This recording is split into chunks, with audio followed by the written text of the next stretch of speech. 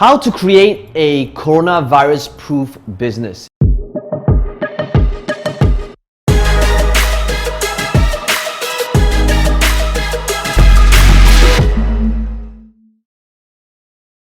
In this video, I'm going to be revealing to you something that happened that cost me a lot of money and some of the things that we did in our business where we pivoted to show you some ideas on how you can create or even protect your current business. If you already have one. If you don't have one, how can you build your business utilizing the right foundation? So if you take a look at current businesses right now in terms of the things that they're going through, take a look at businesses that has been around for a really long time. JCPenney. JCPenney is over 100 years old and right now they're going through bankruptcy. Now why is it that a giant like them, even after 100 years, are going bankrupt? Why is it that stores like GNC are shutting down hundreds of stores? Why is it that Gold's Gym, same thing here, declaring bankruptcy? Some of you are probably thinking, well, it's because they're in retail and they didn't go online or didn't focus on online. But at the same time, so that's the first equation. But the second thing is, if we were to take a look at businesses like Zara that also recently announced that they're closing over 1,000 stores, retail, worldwide. Zara is online. Do you think if you went to Zara.com, you could probably shop for clothes online? Zara's online, but why are they closing 1,000 stores? Whatever market or company that you're thinking of, take a look at this one question. Why are some companies, after being around for over 100 years, that used to be crushing it, why is it that in just 1 month, like Airbnb, they made a press release saying that 12 years of work was just undone with like a snap, like Thanos, snap, 50% of businesses disappeared. Airbnb is online. You could go to Airbnb and book for something. And that's the second part of the equation, right? Being online is not enough. And if you want to future-proof your business, then the second part of it is to understand if there is a delivery mechanism online. Because you see, you need to have these two things in tandem, working hand in hand, in order to future-proof your business. Now, the truth is, nobody knows if there's going to be a second wave, a third wave, a fourth wave, a seventh wave. We don't know. Everything is just pure speculation. If you were to take a look at businesses that is thriving, like Amazon, Alibaba, e-commerce business that was doing okay, but during the coronavirus crisis, they are doing better than before, and their sales are like Cyber Monday, Black Fridays, Chinese New Year numbers every day, and they're thriving and crushing it even better than before. It is because these companies, you realize, has these two things in place. If you watch till the end, you'll be able to draw up a business plan that you can build on if you understand these key concepts based on these two things that I mentioned earlier, okay? So the first question is, this business and the business that you want to create, is there an online sales process? Is a person able to come to that page, that site, and buy something, apply for something? Now, having this is just one side of the equation, right? And that is why, for example, why did Airbnb suffer even though they have an online sales process? Why is it that Zara has to shut down 1,000 stores even though they have an online sales process? It is because the delivery mechanism isn't online. The reason why gyms, for example, Gold's Gym, is going bankrupt even though they've been around for such a long time, it is because they're not focused on an online sales process, and the delivery mechanism requires someone to go offline to the physical gym. If you take a look and understand these two things initially, you'll see that the companies like, let's say, JCPenney, that focused on retail and offline, so they won't focus on having an online sales process, and they didn't have an online delivery mechanism. And because they didn't have these two things, these were the companies that suffered the most. So the business model of all these companies that went away just like that is either because they didn't have these two things, or they had one thing but not the other thing. So I had this realization literally when I was in Poland and I was supposed to do this event. So my team was there, I was there, we've booked out the hotel, 5-star hotel, and the next day was when the event's supposed to start, 9 in the morning, and 11:30, I was about to go to bed. I got a call from the hotel and they told me this. They said that the Prime Minister just made an announcement and they're shutting down the borders, which means no planes in and out of Poland for at least the next 30 days. And they gave me an option. You can decide to stay and risk not being able to fly out for the next 30 days, or you have 24 hours to leave the country. Those were literally the two options that I had. Now, think about that for a second. What would you do if you were me? So my first option was to cancel the event, refund everyone. Now, understand something. Everything's paid for. I had to fly there, my team's there, hotels paid for, accommodations paid for.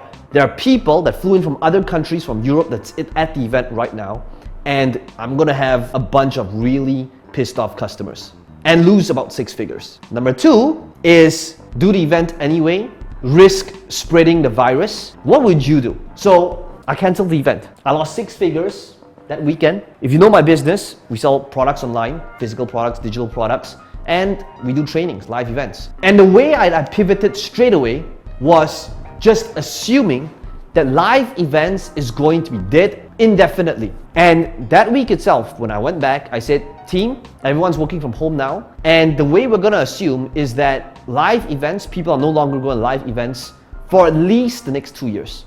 Now, when I say at least the next 2 years, this is what I want you to start thinking about the business that you want to build or the current business that you have that you want to protect. It is because even when businesses are no longer on lockdown, even when borders are open up again, guess what? Do you think that the fear and the market sentiment goes away just like that? And as long as that thing is there, you're still taking a chance and a risk, and you're still hoping and praying that the market sentiment changes, and that's not in your control. So the way I did it was I asked myself that question. I said, how can I pivot that business? So my digital and physical business that we sell stuff online was doing better than ever.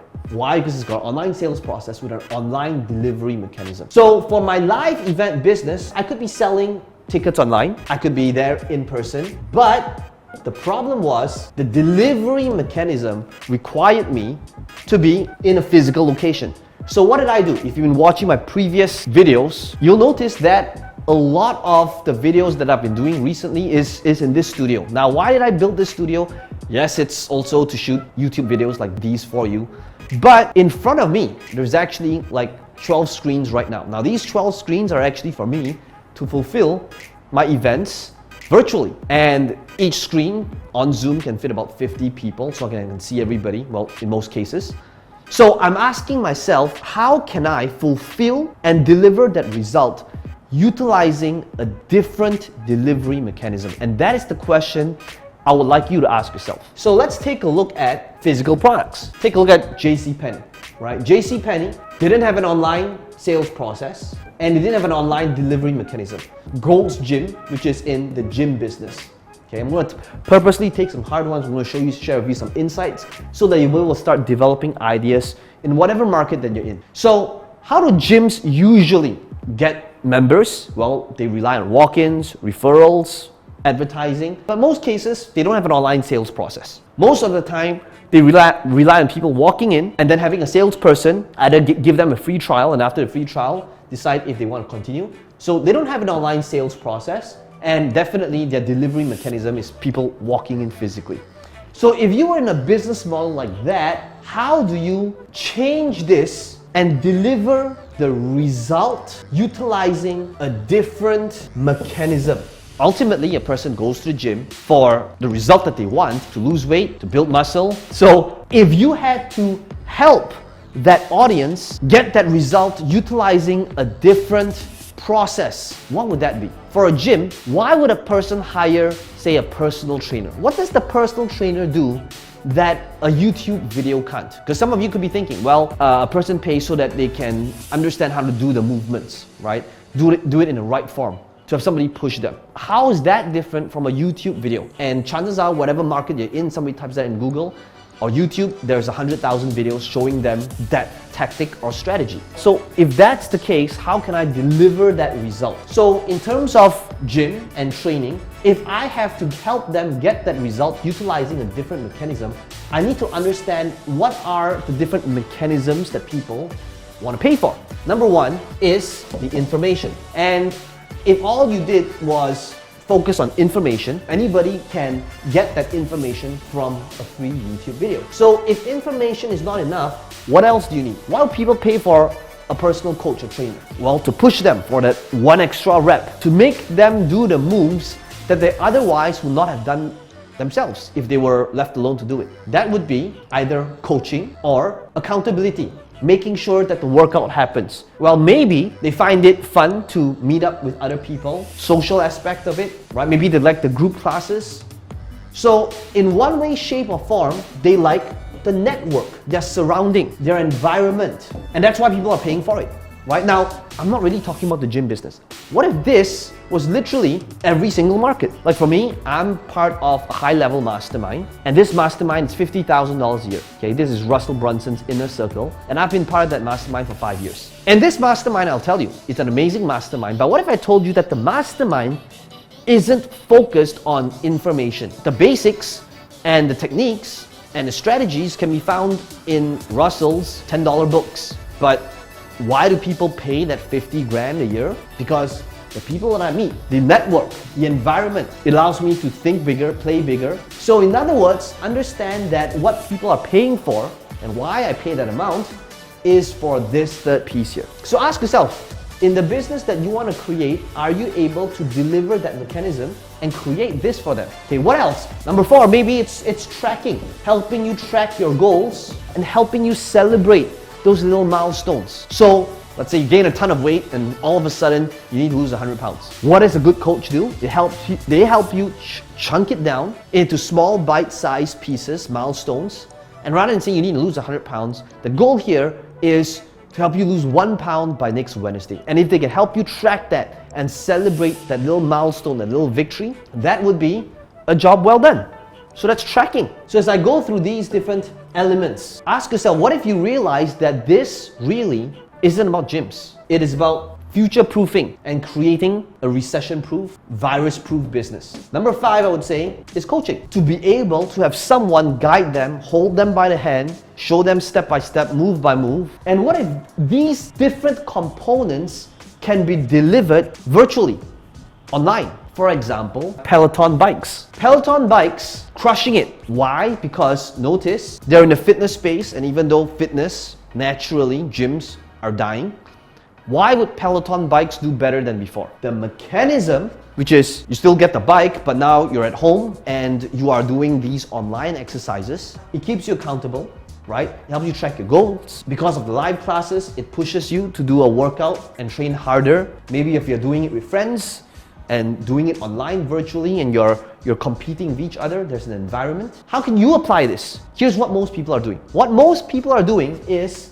they're adopting the wait and see method. They're adopting the I can't wait until this thing's over so that I can go back to the gym and continue coaching and training people. Now, if you take a look at what a small percentage of people did, instead of adopting that wait and see method, you know what they did?